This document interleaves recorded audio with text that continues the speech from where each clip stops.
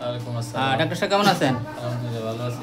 আপনি দেখতেছি অনেকদিন ধরে এখানে কাজ করতে আছেন, বা শুনলাম যে অনেক লোকজন, খুব ভিড়, হ্যাঁ, বা ঘনবসতি, ওষুধ দিতে আছেন। কীরকম আপনাকে সমস্যা হয় কোনো ওষুধের? না, আমাদের এখানে কোনো সমস্যা নেই আলহামদুলিল্লাহ। আমরা ইপিএ কার্যক্রম করতেছি। আচ্ছা। নবজাতক শিশু, গর্ভবতী মা এবং কিশোরী মেয়েদের এই ধনুষ্টঙ্কারের টিকা দিচ্ছি। এখানে 10টি রোগের মারাত্মক ঝুঁকিপূর্ণ 10টি রোগের টিকা দেওয়া হয়। সেক্ষেত্রে নবজাতক শিশু জন্মের পরেই তাদেরকে যক্ষ্মার জন্য বিসিজি টিকা দিচ্ছি।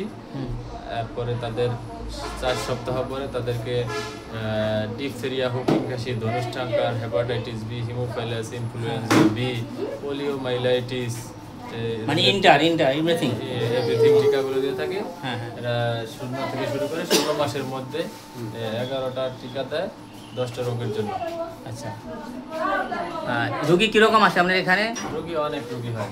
অনেক রোগী হয়, ঘনবসতি অনেক রোগী হয়। ওষুধের কোনো সমস্যা হয়, সংকট নাকি? ওষুধের পরিমাণ পাইতেছেন? হ্যাঁ, আপনি যা লাগে তাই এমনি পাইতেছেন, কোনো সমস্যা হয় না, তাই না?